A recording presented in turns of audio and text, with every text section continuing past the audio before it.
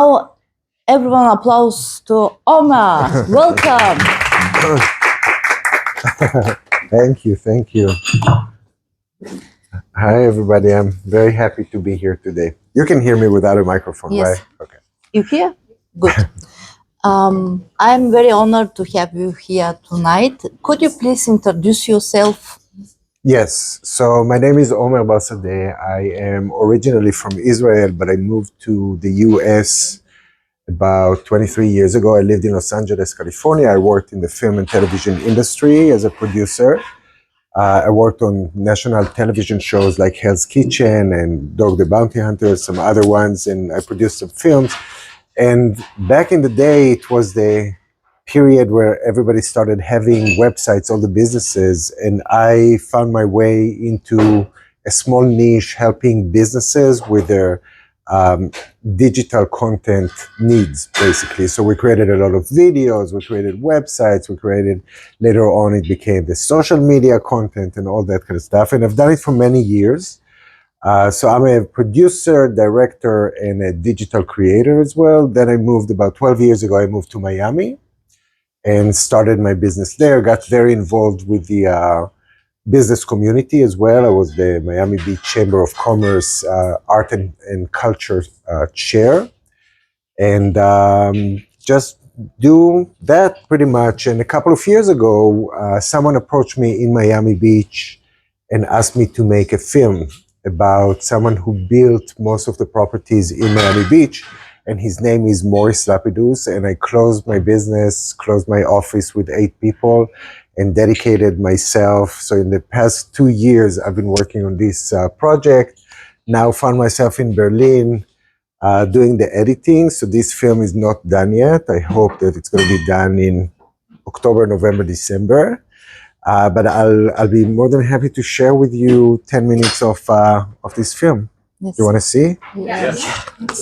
Okay. I hope you can hear it. We're going to give it a try. If not, maybe I'll ask you to just get a little closer. Tell me if you can hear it. And now, it is my honor to welcome a true American original. We can do a little bit more. No, I think it's a little low. So maybe if you want, you can just get closer. Yeah. Just come closer because it's not going to get any higher in the volume. Yeah, you can just grab maybe a couple of things here. Is that okay? Just the film we're showing. Nee, wir machen weiter. Also, ich muss dann mal dahin. Okay, good. Yeah? Okay, let's do it. Good. And now, it is my honor to welcome a true American original. This award is too long overdue. Ladies and gentlemen, please welcome architect Morris Lapidus. We can't hear it. Thank you very much. Are you for the meetup? Yeah. Are you for the meetup? Where did you sign? On the template. For me.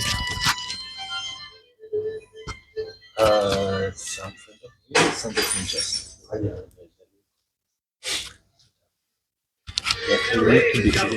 Welcome to the Mountain Blue Miami Beach. Me tender, love me sweet. Lapidus was so proud of the first building he ever designed, and the moment it opened its doors, it instantly became a tremendous success. All the biggest celebrities were there. Jerry Lewis vacationed there. Jackie Gleason was a regular. It became a place where Americans could feel like movie stars, even snap a photo of a real star. Lapidus understood so well what people wanted. They wanted to feel glamorous, like a Hollywood experience that they had seen on the big screen. And that was his dream. But while Hollywood and guests from all over the country embraced Lapidus's hotels, the critics hated his opulent style, and they shared it with the whole world. The critics were so cruel. They called him Super Schloff. Lapidus's hotels probably aren't too disturbing to people who lost their eyesight. Pornography of comfort. He is Frank Lloyd Wrong. Every time he designed something new, they would just tear him down. Morris Lapidus family run away from the pogroms in Russia, and he grew up in a Jewish ghetto in New York. he would tell in great detail the chaos, the noise, and he would say in one sentence, "I never forgot the smell of poverty." His whole persona of the way he spoke and the bow ties was very much him trying to separate himself from this poor Jewish immigrant life. He was such a contradiction. How someone who came from nothing great or the wealthiest of wealthy, how someone who was very shy and introverted, wanted to be an actor, loved to be on the stage. His love for theater made him create very dramatic stores in the 20s and 30s in New York. He began to formulate his own language. He became so successful. He made money and was published everywhere. But even when things changed for him, he kept going. It was all for her. He lived his life to make her happy. They were a power couple. Miami Beach royalty. He was a great romantic. For every Valentine's Day, he would hand paint her a beautiful card. And when he started getting criticized, she was right there cheering him on. She saw his greatness. Lapidus designed over 1,000 projects all around the world. He was an innovator way ahead of his time, and no matter what came his way, he never compromised. All he wanted was to bring joy to people. And he had to pay the price. So I'm just going to stop it November here. Okay, I mean, good. it keeps going. Applause, everyone. Okay. So, maybe you can share with us why are you doing what are you doing? So this project became a passion project for me. First of all, I lived in Miami Beach, and it seemed like I knew a lot of the properties. He built pretty much all Miami and Miami Beach, so everywhere you go, you just know a Morris Lapidus building. But the more I started learning about him, I found something that really guided me throughout this whole project, and that would be a love story. So behind all the tension that he had, so on the one hand, he created all these wonderful properties that people loved, the businesses loved, the people who came to the businesses loved, but the industry itself really didn't like him because he was ahead of his time. He innovated, and they just, they really cut him open and make him suffer. So his whole life journey was ups and downs, from very high successes to very low disappointments.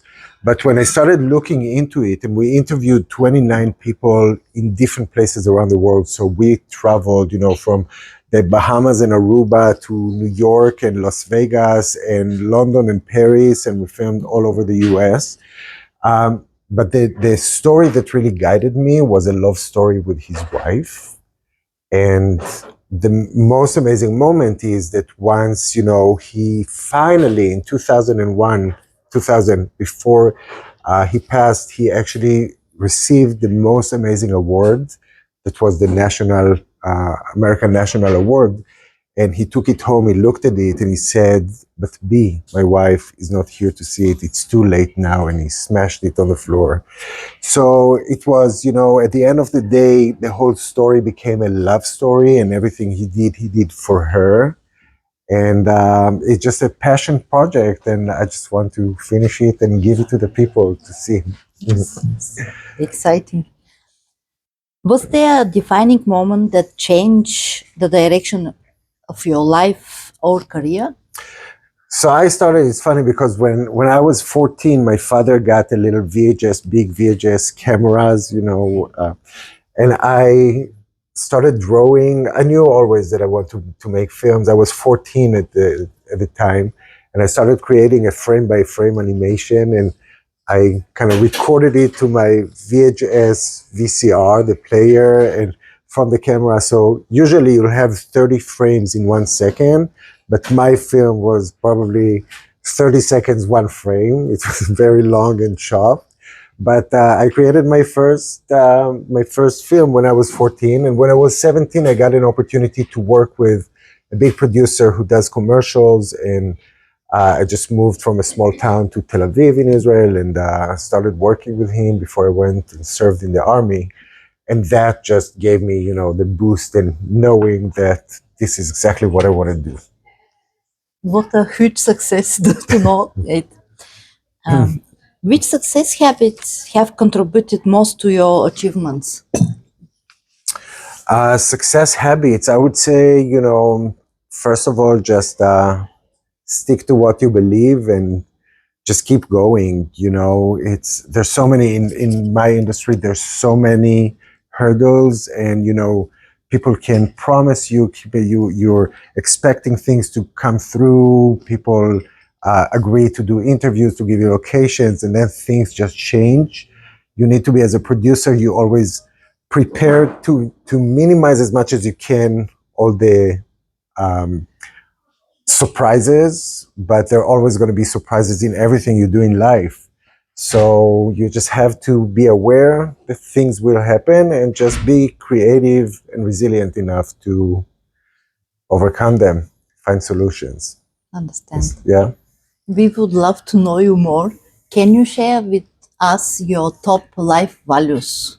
Top 3, maybe? My top 3. I think I wrote something. Let's see. Yeah, because it was a nice. Sorry, I need to take my glasses off. Can't find it. Oh, here. So one of them is always be honest, because I believe that once things are on the table, people will connect to you. Be honest and be respectful, and be transparent with everything you do. The second is that don't compromise. Many times we are trying to cut corners and just do things. Do it. Even if you don't have the money and whatever, try your best all the time and try to reach to the stars. I think that this will get you where you go. And then Paulo Coelho, I don't know if you know The Alchemist, the book, he's talking about the personal legend. And he says that, when you are connected to your personal legend, the world will conspire to help you and make it happen. And I really believe that, if you have something, there's so many obstacles that will get you off track. Keep at it. Just keep going and keep believing in yourself, and you'll see that at the end, it might not be what you planned for at the beginning. Things will shift a little maybe, but as long as you're truthful to yourself, I think you'll get there. Great examples. Can you describe us what is your definition for success?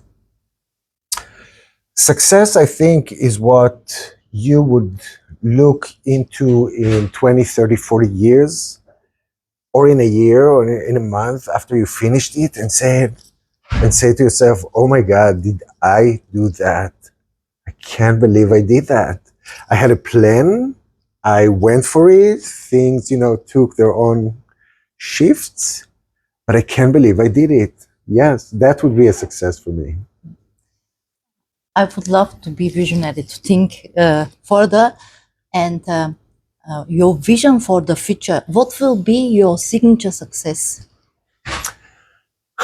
Well, first of all, I want to share it with the people. So first of all, success would be to finish it and get it to the ending point, because there's still a long way to go from the editing that I'm doing myself, but we need music and we need animations and we need AI that will come. And but then it's going to be distribution. We need to get it to people to see it. So I hope, it was my first feature film. So I've done a lot of videos in the past and I worked on shows, but this is my first debut film. And I'm very surprised looking back at all the interviews that we got and all the locations that we got around the world. And I'm saying, I've never done it before. And now I've never done distribution before. Can I really do it? But I'm sure I will. I don't know how, but I'm sticking to it. So I understand. Yeah. According till now, your life experience, can you say us what is the one factor that makes us successful in life? What is the one factor that makes Successful. I would say just, thrive to the best that you can, and don't compromise, and understand if you're working with others, understand that other people are other people. And as long as you treat them with respect, you never get everybody to love you and everybody to cooperate and everybody to be, But as long as you are truthful to yourself and you're honest with people and you communicate it, I'm sure that you're going to get your team to where you want to get. Maybe to deep digger to understand more for tools, what you use for productivity, for time management, for example, what else you are using? As a leader Yes, in as a management, producer, as a producer. leader. So, well, as a producer, I had projects that lasted 4-6 months and we filmed over 10, 15 days and I had 120 people on the crew. So managing all the details can be very difficult and you will have some surprises along the way. But first of all, you really need to anticipate and see what may happen. So doing that for 30 years, you really, when you have a project, you, like the metrics, you see it and all is breaking down to all these details and you see what the people need to do and the schedule and the budgets and all that kind of stuff. But I think that I'm not really using, I use my calendars when I go to sleep. I have my notebook next to my bed. So if I wake up in the middle of the night, I write, and it just takes a lot of stress from the day. But I'm very, very organized and I communicate it to the people. And many times, you'll have people who are great at what they do. And sometimes you'll have people who are not that great at what they do and they'll surprise you. But you need to be prepared to everything. I'll share a little story. Yes. So I was working on a show called Dog and Beth on the Hunt. It's Dog the Bounty Hunter. He's like a crazy guy with bleached hair, and he captures fugitives and bring them to court when they're supposed to face court time, but they're not showing up. And I was with them on the road for 16 weeks. And my first week was after they fired the previous team. And I came in as a production manager. So I needed to run a whole team. I went to Albuquerque, New Mexico, didn't know the place, didn't know the team, didn't know the talent, didn't know anything. And that was a big caravan, basically. So we had probably 15 vehicles on camera. It's like they were going and they're entering houses and shooting and all that kind of stuff. It was very exciting, but very scary as well, especially as a producer. And the first week, they said, okay, change of plans. It's 4:00 now. Tomorrow, we're here in New Mexico. We need to be in Las Vegas. It's about 8-hour drive. We're going to take our bus, and all the rest of the crew needs to be ready at 8:00. We need new vehicles, which is Mercedes 500 that, and we need that. They need to be tinted, the windows. And I'm like, okay, I'm freaking out. It's 5:00, no one to talk to, in Vegas. I'm not talking about, flying the whole team and, moving the whole equipment and finding hotels. And I have like maybe 12 hours to do all of that. And talking about success, 8:00 the next day, guess what? Everything was ready to film. So it was, later on when I talked in the industry, when I got to interviews and stuff, and I said, oh, I worked with Doug and Beth, everybody's like, okay, you're hired, whatever. Everybody knew them and knew how hard it's to work with them. So there's nothing that is impossible if you really have the intention. Wow. Well done. Sorry. Well done. Yeah. What attracts you to a project before you decide to get involved in it? If I'm hired to do it, well, I have clients, so they are they have their own brands and businesses, and I just have to do it if I decide to take a project. But I'm a story-driven person, so if I choose a project, I'll always find a story behind a business. So you can be a lawyer, you can be a doctor, you can be, the most boring occupation. I'll always find why you do it, what's the passion, what you bring to the people, and kind of share that with the world. I believe that people buy from people. And once you communicate that and connect on a very personal level, and I think it's true for any kind of business, not just mine. Understand. It's like people connect to people, people do business with people. Understand. Maybe to understand what makes a story powerful? For me, it's love. Love story, yeah, and love doesn't have to be romantic. I mean, it can be romantic, it can be a friendship, it can be a mother to a child. I think that what drives us in life is passion. Passion is love. It can be for work, for a project, for a person, for whatever it is. So when I look into a project, that's what I'm looking for. And I always try to find it. Understand. What has been the most rewarding project of your career so far? The most rewarding, Yes. I would say the one that I'm working on right now, it's the most challenging, and I hope that we'll be able to finish it. But I accomplished a lot. I started as nobody knows who I am, and, reaching out to big names like Philippe Starck, for example, in France. He's a big architect and designer, and he's in the film. And there's a fashion designer, Todd Oldham, in the US. And meeting these people and starting a conversation and, being hugged by them at the end of the interview and making a personal connection, I think this is like one of the biggest achievements that, didn't have any money. It was very, very hard to raise money for the film. I put a lot of money out of my pocket. But to see it all comes together, and then people do put some money in, and, people do believe in you and they do promote, and it's very rewarding. It's very exciting. Yes. I'm looking for some more, of course, but yeah. Yes. How do you see the future of filmmaking evolving with new technology and AI? AI is a big thing. So a lot of people are scared of it. And I attended some forums with discussion about AI. AI is here, whether we like it or not. Whoever is jumping on the wave will continue. Whoever is pushing back, I don't think they'll have room. AI is here, and we need to understand how to take advantage of it, incorporate it into our work. And, in documentary, for example, there's a big debate. How much can you use AI in a documentary? Documentary needs to present documents. It needs to be very truth to reality.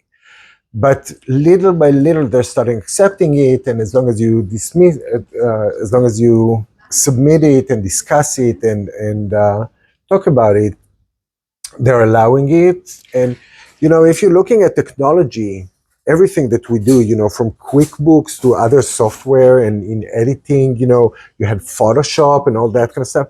It's little by little evolving, and there's some tools that at the beginning weren't called AI, but now they are called AI. And it's like isolating, the face from a picture on your phone or whatever it is. All these little things are kind of an evolution, I think. Whether you call it AI or not, this is like technology. And I think it shifts very quickly, but it's good. I think that if you know how to use it, we're going to use some AI in the film, and it's going to save me a lot of money filming, reenactments and all that kind of stuff. So Understand. I think it's a good thing. It depends. It Everyone is too depends. busy It depends. also. Yeah. Not forever. I have a lot of friends who lost their jobs. I mean, even in this film and television industry, filming less commercials now, doing a lot of post-production now. So camera people, sound people, all that kind of stuff. So, and it will just keep going. So you need to be innovative. Yeah. And take advantage of it. I would love to reflect a little bit our life experiences. According to your life experience, what was the most difficult lesson you ever learned? The most difficult, did I write that? I don't know. Let me see. I don't know. The most difficult lesson. Where are you? Personal reflection. Okay.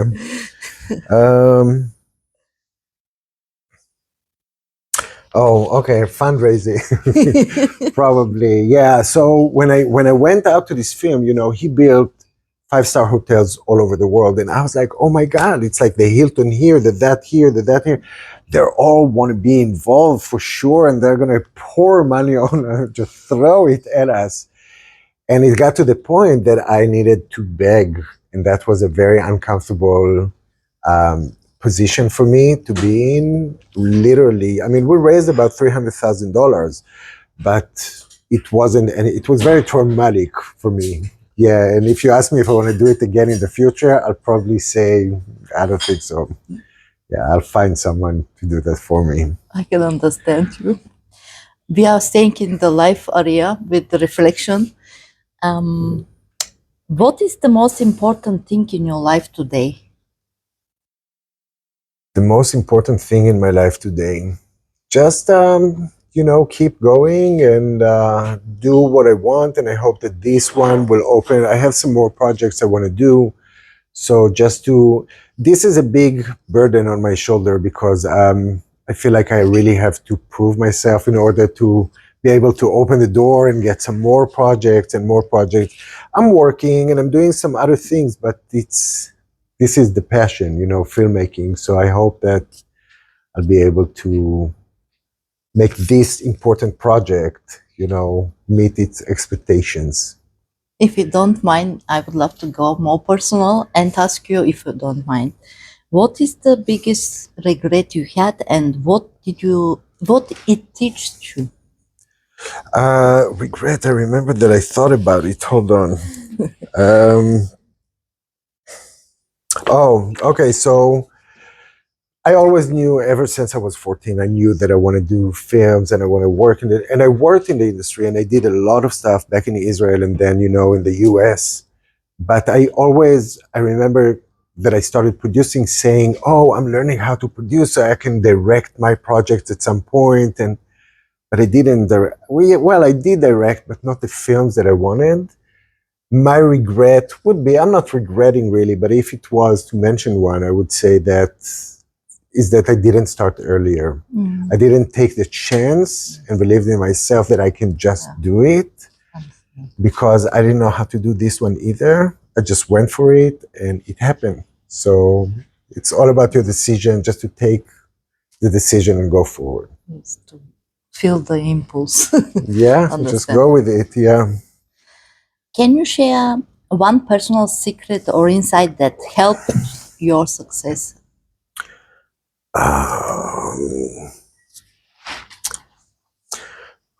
I would say personal relationships. I would say that, if you're a kind, nice person and you make good relationships with people, that will lead to more and more, and that will actually open doors for you.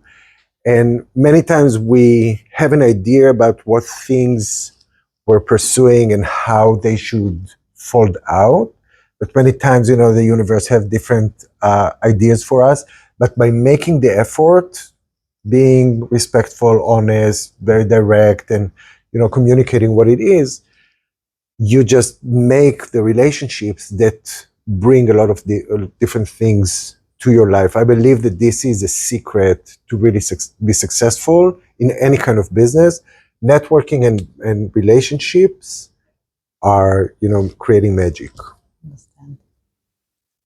How you would love to be remembered? As the guy who went for it, just decided to, just to do, whether it succeeds or not, that's the guy that just went for it. Okay. All in. All in. I love it. I love it. And what will be your legacy? The man who told love stories, probably. Yeah. Love stories. Love Wow. stories. Awesome. Yeah. How our audience can connect with you and learn more about your work? Do you want to write it down? I mean, I have an email, I have my Instagram account, I have my phone number, WhatsApp. If you want, I mean, I can leave it here. You can just come back to me and we can exchange information. You want me to say it yes, out loud? Oh, okay. So maybe after that they will only hear it without seeing. Okay. So first of all, we have the website for the film, which is Mr. M.R. Lapidus, lapidus.com. And you can email me at Omer, O-M-E-R, at mrlapidus.com. You can reach out to me. I don't know my Instagram handles by heart. Yeah, I mean, that would be pretty much the best way. Thank you very much. Oh, I really appreciate you being here. Do you mind if we take questions or? Oh, no, please. Anyone questions? Okay, good. Then Okay. applause. Thank you very much. It's very lovely. I'll take Now this. we are taking approximately 5-minute break, and after that we start with the two teams. Before doing that, I invite you everyone to make one picture in front, and after that you can order something to